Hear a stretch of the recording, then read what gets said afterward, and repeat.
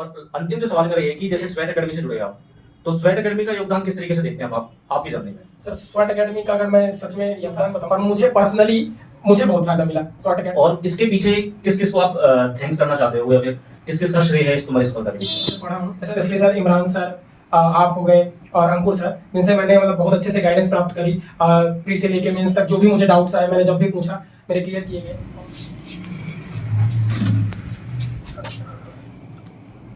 Welcome to Swet academy.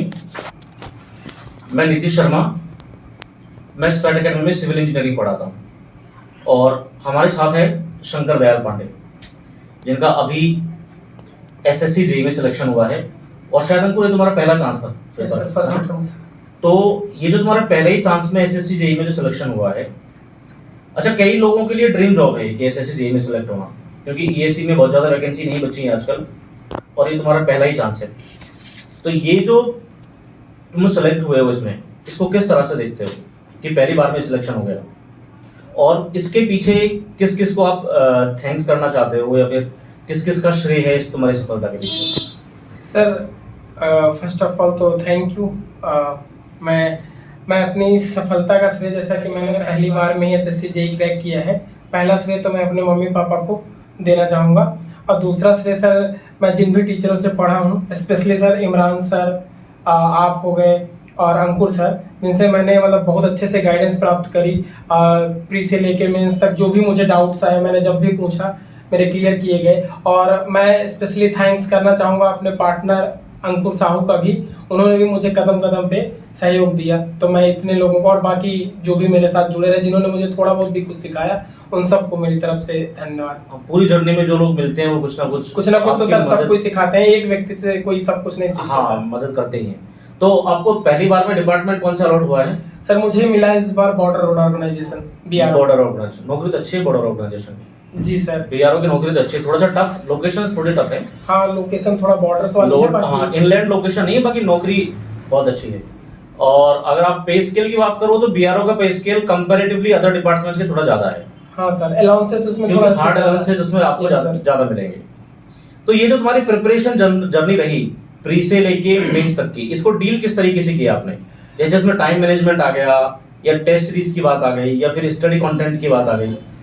Sir मेरा सबसे पहले तो मैं जो भी देख रहे हैं वीडियो, मैं उनको यही बताना चाहूँगा कि पहला फोकस आप सब लोग प्री पे करें। मैंने बहुत सारे बच्चों को देखा है जो शुरू से ही मेंस में, मतलब मेंस का जो कंटेंट दिया जा रहा है उतना मोर देन सफिशिएंट है, बट लेकिन अपनी जो मेन फोकस है, मेन स्ट्रेटजी वो प्री पे रखनी चाहिए। क्योंकि एसएससी जेईई तो प्री और मेंस दोनों लेता है, इसके अलावा बहुत सारे एग्जाम है जो सिर्फ वन डे एग्जाम करवाते हैं।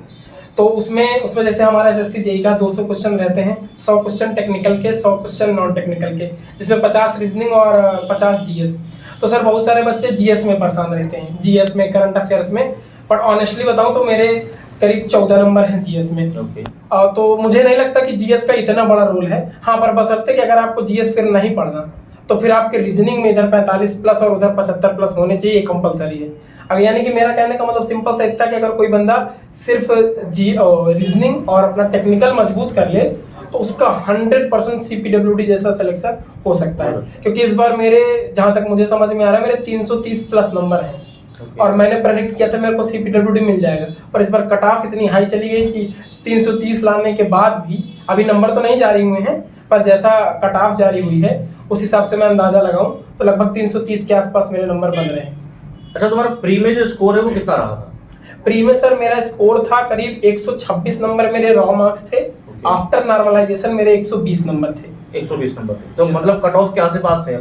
नहीं सर, मेरा ईडब्ल्यूएस था। ओके। तो मेरे कट ऑफ तो 89 थी, तो मैं कट ऑफ से तो बहुत आगे था, 30-40 नंबर। और जो अब ये बताइए, जो प्री की जो तैयारी करी प्री के एग्जाम से पहले जी, और प्री के बाद आपने जो मेंस की तैयारी की थी, इसमें कितना डिफरेंस रहा? या फिर जो एक अप्रोच जो तैयारी करने की प्री के टाइम पे थी, एक अप्रोच तैयारी करने की जो मेंस के टाइम पे थी? सर प्री की, अगर मैं प्री की बात करूं तो प्री में सर पहला मेरा सजेशन ये है कि अच्छे से अपना जो भी टीचर पढ़ा रहे हैं अच्छे से पूरा का पूरा सब्जेक्ट क्लियर हो, कॉन्सेप्ट एक बार तो क्लियर होना ही चाहिए। उसके बाद सर कोई भी एग्जाम में, कौन सा एसएससी जेईई कह रहा हूं मैं, सिर्फ दो पॉइंट्स हैं, अगर कोई बच्चा इनको ध्यान दे ले। एक तो कंसिस्टेंसी बरकरार रखे और क्वेश्चन का रिवीजन लगातार करता रहे। मतलब ये दो, अगर एक चीज छूट भी जाए तो कंसिस्टेंसी अगर है बंदे की तो भले डिपार्टमेंट ऊपर नीचे हो जाए, पर अगर कंसिस्टेंट है बंदा तो 100% होगा। क्योंकि मुझे याद है सर, मेरा भी बहुत बिजी शेड्यूल था, पर मैं कंसिस्टेंट था। हाँ। तो शायद मुझे लग रहा है कि कंसिस्टेंसी की वजह से आज मुझे ये डिपार्टमेंट मिला है फर्स्ट टाइम में। तो अब जो आगे जो तुम्हारे जूनियर आने वाले हैं उनको क्या कहना चाहोगे कि किस तरीके से तैयारी की अप्रोच रखी जाए?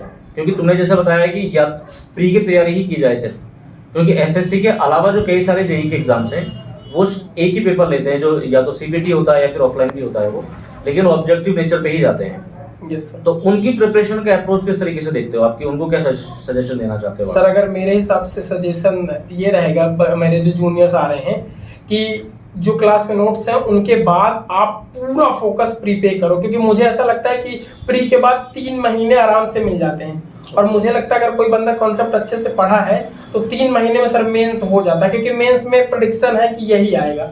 मेंस फिर प्रैक्टिस का कमाल है, आप कितना लिख रहे हैं।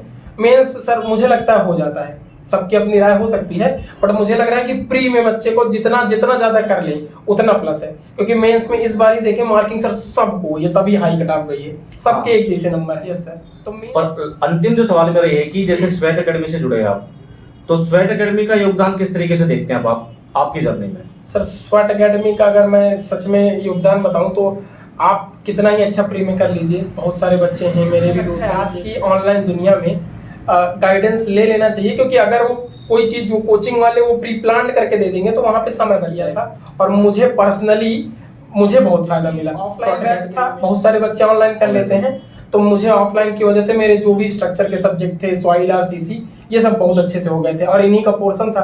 तो जैसे ही क्वेश्चन आए मैंने तुरंत चालू कर दिया था लिखना। तो मेरा मेंस मैंने पूरा 300 में 300 का अटेम्प्ट किया था सर, और शायद इसी वजह से तो मेरा ऐसा कुछ जो आपको मेंस के टाइम पे खास करके, क्योंकि जो पूरा रोल डिपार्टमेंट सिलेक्शन वो मेंस के आसपास का होता है, उसमें ऐसी कोई चीज जो तुमको ये बहुत ज्यादा एक्स्ट्रा चीजें नहीं पढ़नी पड़ी हो, नोट से काम चल गया हो? हाँ सर, मैंने तो कुछ नहीं पढ़ा था एक्स्ट्रा। मतलब इनफैक्ट मैं तो बहुत सेलेक्टिव था, कि इतना ज्यादा उम्मीद नहीं थी मुझे कि मेरा हो जाएगा, पर मैंने बहुत सेलेक्टिव पढ़ा था। हाँ। जैसे आरसीसी में आपने जो भी पढ़ाया था, आरसीसी में मैंने बस वही डिजाइनिंग स्टेप्स बस रट लिए थे, वो सेम आ गया था, वही पुराना वो कॉलम वाला क्वेश्चन आ गया था जो आपने कराया था, बस डाटा चेंज था, सेम वही हूबहू। और बीम से क्वेश्चन आ गया था, और स्टील से तो एकदम हल्का दे दिया था। स्टील तो बहुत ज्यादा पढ़ा गए थे सर, बट एकदम नॉर्मल से क्वेश्चन आ गया था, रिवेटेड जॉइंट का सिंगल वाला, वो तुरंत हो गया है।